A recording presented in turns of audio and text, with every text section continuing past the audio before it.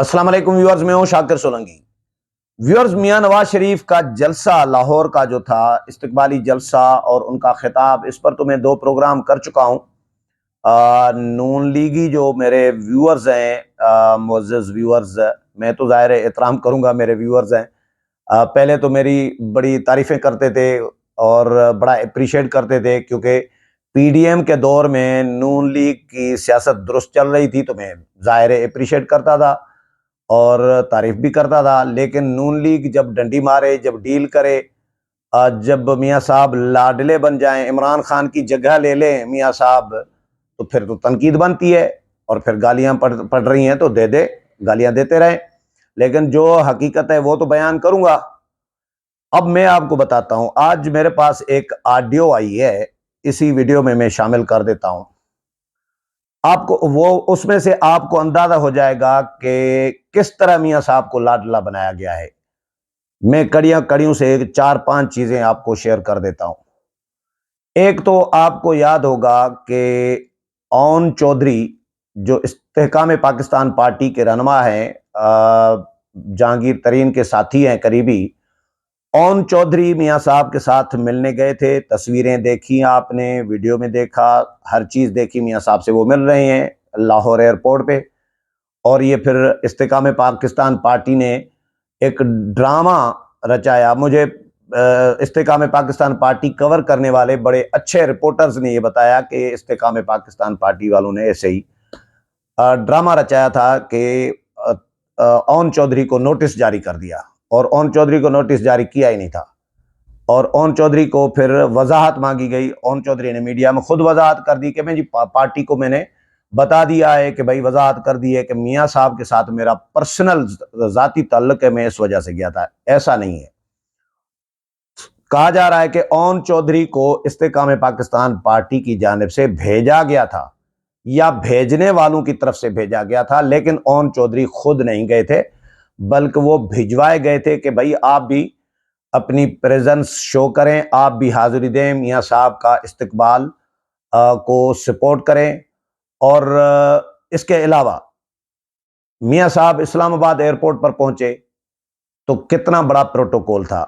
क्या किसी सजा याफ्ता मुलजिम को इस तरह प्रोटोकॉल मिलता है?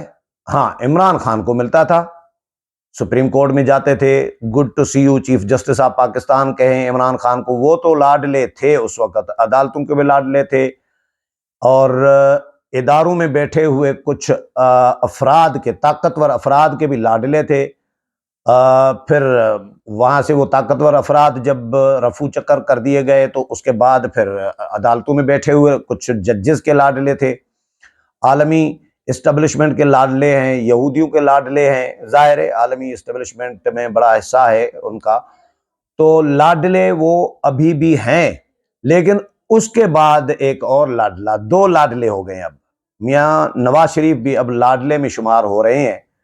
जिस तरह प्रोटोकॉल दिया गया इस्लामाबाद एयरपोर्ट पर, और इतनी सख्त सिक्योरिटी, इतना सख्त प्रोटोकॉल कि बंदा सोच ही नहीं पड़ जाए। जिस मियाँ नवाज शरीफ को पकड़ पकड़ के जेलों में डाल रहे थे, आने नहीं दे रहे थे कल तक, हाँ, उनको इतना प्रोटोकॉल अचानक कैसे भाई? ये सवाल पूछने का है। क्यों भाई? जरदारी को कभी इस तरह का प्रोटोकॉल मिला है, या किसी और मुल्जिम को मिला है? जरदारी तो सजा याफ्ता भी नहीं है, जरदारी को तो सजा भी नहीं मिली। सजा तो मियाँ साहब को मिली, सजा तो इमरान खान को मिली, लेकिन उनको दोनों को बड़ा प्रोटोकॉल दिया जा रहा है। तो मियाँ साहब को ये भी एक कड़ी है, एक सबूत है कि मियाँ साहब लाडले हैं। ठीक है, बनाए गए हैं। अभी आगे क्या होगा? नून लीग के साथ हाथ होगा, नून लीग के साथ मुझे कुछ नहीं पता, लेकिन फिलहाल वो बड़े खुशफहमी में है नून लीग वाले कि इक्तदार भी उनको मिल रहा है, मियाँ साहब आ रहे हैं और मियाँ साहब चौथी दफा वजीर आजम बनेंगे। मेरा नहीं ख्याल कि मियाँ साहब को बनाया जाएगा वजीर आजम चौथी दफा। मियाँ साहब पर ट्रस्ट इस्टेब्लिशमेंट, मेरा ये अपना तज्जिया है कि नहीं करेगी। हाँ, शहबाज शरीफ को अगर मियाँ साहब मौका दें तो शहबाज शरीफ इस्टेब्लिशमेंट को यकीनी तौर पर कबूल होंगे, शहबाज शरीफ पंगा नहीं करने वाले। मियाँ साहब कमिटमेंट करने के बाद भी मियाँ साहब जब थोड़े से ताकतवर होंगे तो फिर मियाँ साहब एस्टेब्लिशमेंट के मत्थे लगेंगे और टक्कर मारेंगे, तो फिर अपना ही नुकसान करते हैं हमेशा की तरह। माजी में भी इसी तरह ही होता रहा है। तो मियाँ साहब, फिलहाल मियाँ साहब को लाडला बना के लाया गया है, लेकिन मुकम्मल तौर पर उनको रिलीफ भी नहीं दिया जा रहा, न दिया जाएगा। चलो सजाएं माफ हो सकती हैं, लेकिन कुछ मुकदमात मियाँ साहब पे कुछ अदालतों में पेंडिंग में रहेंगे, लटके रहेंगे, ऊपर तलवार लटकती रहेगी, ताकि किसी भी वक्त जो है उसको इस्तेमाल किया जाए मियाँ नवाज शरीफ के खिलाफ। एक और मैं ऑडियो आपको सुनाता हूं। ये ऑडियो ये व्हाट्सएप ग्रुपों में चल रही है, सियासतदानों के व्हाट्सएप ग्रुपों में।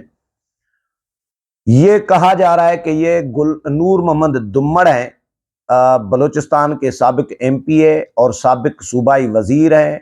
ये बीएपी से इनका ताल्लुक है, बलूचिस्तान अवामी पार्टी। ये पश्तो में है। पश्तो वाले जो दोस्त हैं वो तो समझ सकते हैं, लेकिन मैंने फिर पश्तो वालों को सुना के इसका ट्रांसलेशन मैंने पूछ ली कि इसका तर्जुमा क्या है, बताओ भाई, पश्तो तो मुझे नहीं आ रही।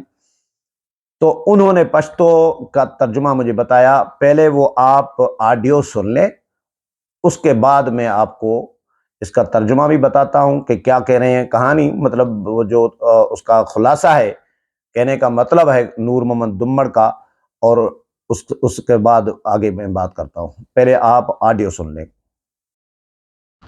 شپا تخنو سیاست سر د خلاصېږي دا وخت اوس بیا کوم موسم کوم هوا چلیږي دا وخت زموږ شونو په کار دی دا هوا سره سم وچلېږي.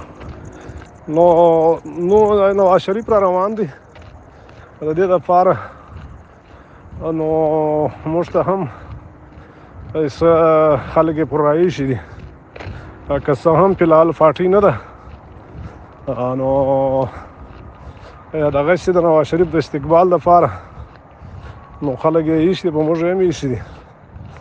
نو یو چا به ننګ را باندې کړی، نو ما دوی ته ویلي ما څه خلک تیار کړي، ښه دی ملګري به لاړ شي چکر به ووهي، ځان به هم تازه کړي، یو 10-15 شل کوچ مال تیار کړي، خرڅه به یې موږ وکړو. نو آرینین ته به اطلاع شوي چې د شوقیه څوک ملګري تله، نو په دغه سلسله کې سبا نه بل سبا نو کاکړ سره هم که چیرې د حال وشي، ستا چې کوم ملګري انډیوالان وي، نو بس د ښه پکنک دی وروره، نو ډېر ملګري دي 15 شل کوچه، ته نه یې نو دا د پرون د رای د نن ګپه ده، نو اچانک نو سبا نه بل سبا دغه تیاري روانه ده. نو په کار دا دی چې که ورسره راشي ښه خبره ده. بیا چې دې خوا درلو بیا به دا نور کار بسم الله سره کوو انشاءالله. ٹھیک نہیں، السلام علیکم.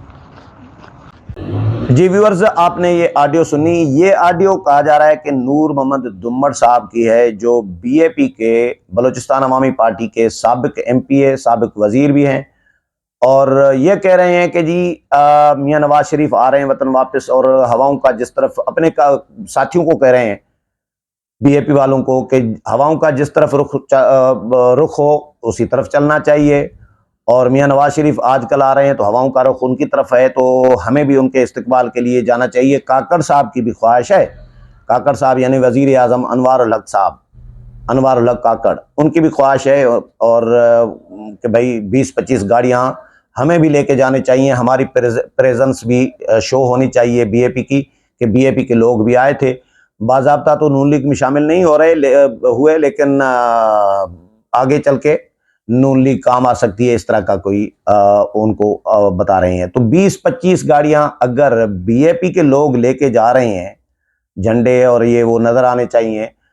تو اسی طرح یہ تو آڈیو آئی ہے بی اے پی کی، اس سے پہلے تو بی اے پی کا ذکر میں نے نہیں سنا کہ بلوچستان عوامی پارٹی کے لوگوں نے میاں نواز شریف کے استقبال میں شرکت کی ہے، یا انہوں نے کوئی علل اعلان، کوئی نون لیگ نے بھی نہیں کہا، نہ بی اے پی والوں نے کہا.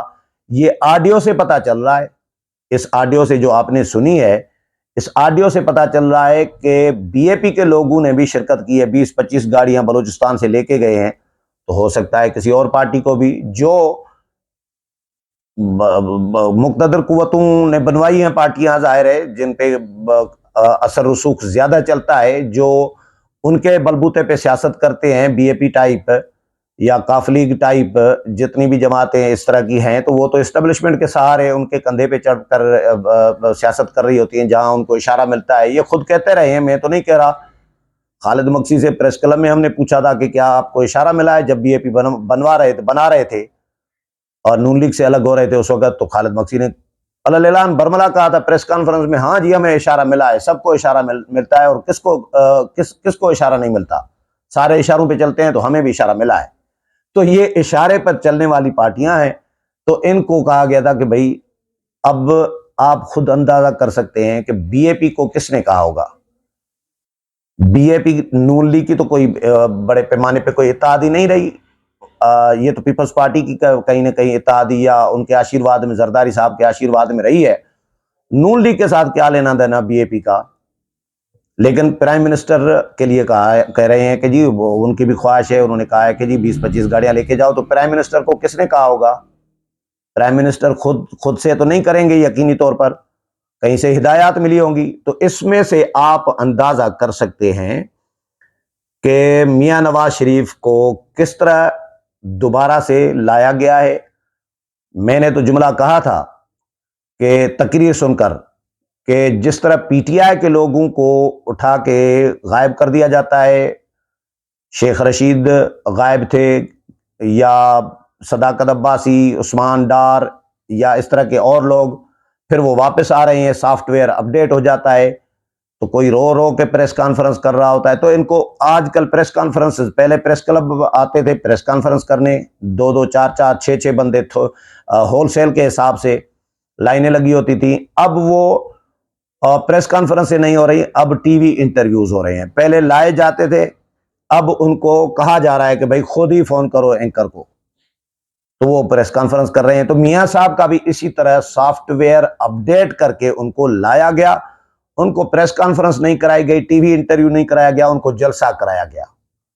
یہ میرا تجزیہ ہے، ان کو جلسہ کرایا گیا، جلسے میں اور بتایا گیا کہ بھائی آپ نے کوئی پنگا نہیں لینا، تقریر ایسی نہیں کرنی، کوئی ایسا جملہ نہیں کہنا کہ تمام ادارے اپنی حدود میں رہ کر کام کریں، یا آئین سے کھلواڑ بند کیا جائے، آئندہ نہیں ہونی چاہیے، منتخب وزیر اعظم کو گھر نہیں بھیجنا چاہیے، ووٹ کو عزت دینی چاہیے، ایسی کوئی بات، ایسا جملہ آپ کے لیے وہ بی بی سی کے کیا نام ہے، وسعت اللہ خان، انہوں نے بڑا بی بی سی پہ کالم لکھا ہے، بڑا زبردست لکھا ہے۔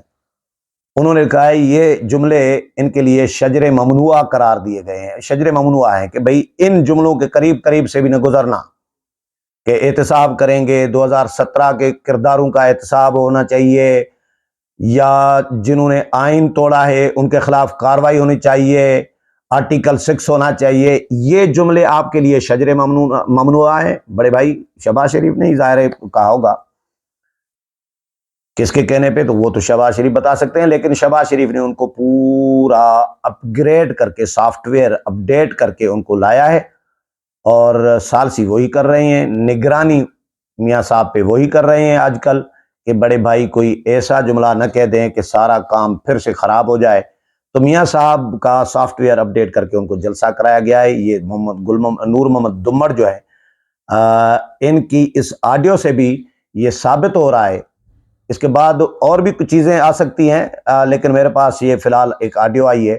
اب نون لیگ کے جو دوست ہیں وہ تو مجھے اس پہ ظاہر تنقید کر سکتے ہیں، لیکن گالی نون لیگ والوں سے میں توقع نہیں کر رہا۔ تنقید کے بدلے گالی نہیں ہوتی، یہ گالی پی ٹی آئی والے دیتے ہیں، یوتھے دیتے ہیں۔ نون لیگ والے تنقید ہے، سیاسی تنقید ہے، تنقید کو ویلکم کرنا چاہیے۔ ہاں کوئی تعصب نہیں ہے میرا، میاں نواز شریف اچھا کام کریں گے میں تعریف کروں گا، مریم نواز صاحبہ اچھا کام کریں گی میں تعریف کروں گا، شہباز شریف اچھا کام کریں گے میں تعریف کروں گا، لیکن اتنا تو میں کہہ سکتا ہوں کہ بھئی میاں صاحب کی جو تقریر تھی جلسے سے، وہ مجھے نہیں لگ رہا تھا کہ میاں نواز شریف تقریر کر رہے تھے۔